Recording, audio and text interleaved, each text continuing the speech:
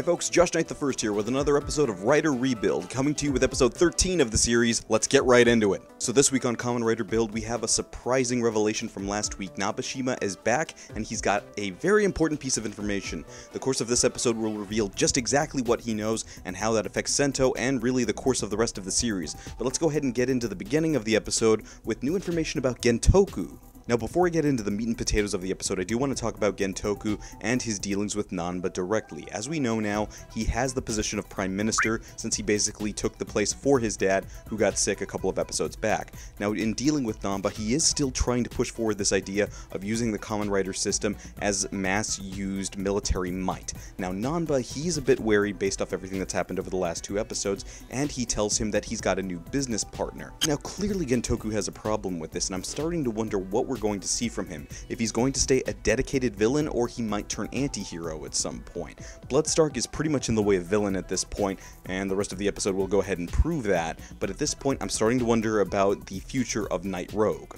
The other interesting thing that we're told here is information about the trans-steam system, which is what both Bloodstark and Night Rogue use. We're told that their hazard levels remain constant no matter what. The Rider system was designed to evolve, theirs was not, meaning that both of their powers are equal as far as the capability of the suit. What makes the difference is experience. This is very similar to the series Guyver the Bio-Boosted Armor, where you can see the fight between Guyver 1 and Guyver 2. Both systems have the same amount of power, but the amount of experience does decide the battle. Now, of course, the main focus of this episode is this information that Sento was given by Nabeshima, that the person who set up Ryuga to begin with was Bloodstark. Now, that's not too big of a jump in logic, we figure he had something to do with it, but Sento seems really bothered by this. Now, the thing about it is, Sento has a lot to deal with, and as we've been saying over the last few episodes, he's starting to finally come to terms with just how much he's been messed with by Nabeshima, by Bloodstark, by Night Rogue, by Faust in general. Now that he's starting to figure this out, he's having to play things a lot more close to the chest, and we see that here in the episode,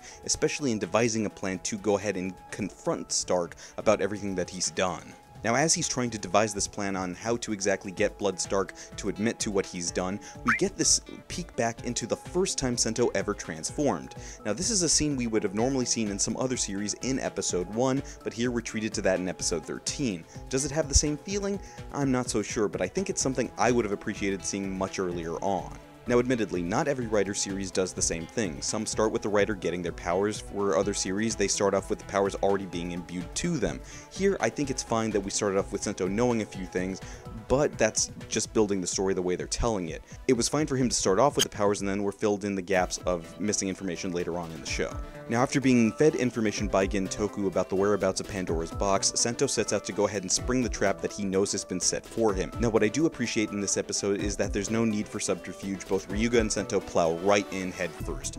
Now, the reason for this being is that they need the other side to think that they're falling for the trap, when really Sento's got another trap on top of that.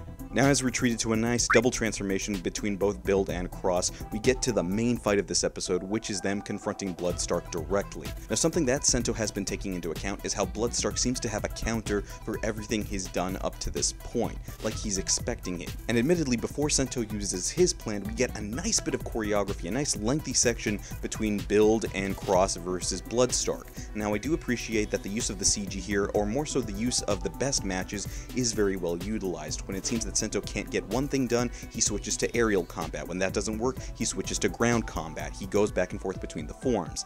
Now, this is something I wish I'd seen more in series like Kamen Rider O's, where those forms could have been better utilized, and that was really only one episode out of the whole series where that actually happened. But here, I'm glad that Sento actually looks like he's using his brain.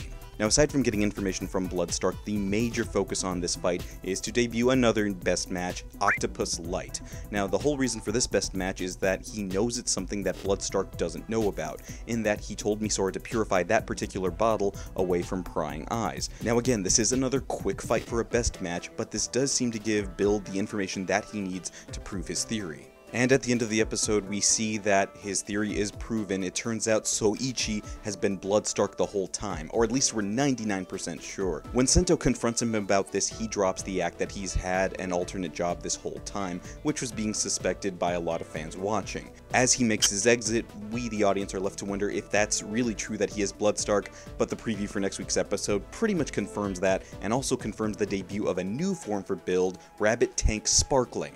So really with this revelation that Souichi has been Bloodstark, has been working for Faust this whole time, this is something that I've seen a little bit too much in the last couple of years. When we see a mentor character who is actually working for both sides, whether it was Tachibana in Forze or the White Wizard in Kamen Rider Wizard, these things have been seen before, and it seems that we're using this trope again here in Build.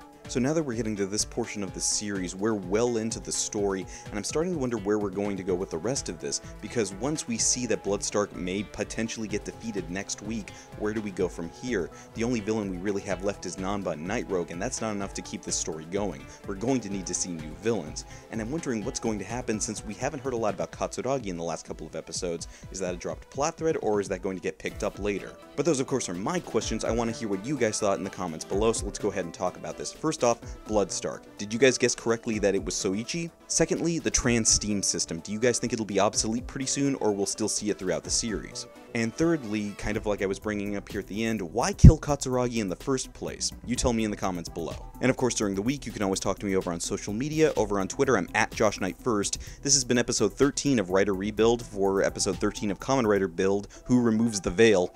I'm Josh Knight the First. I'll see you guys again next week.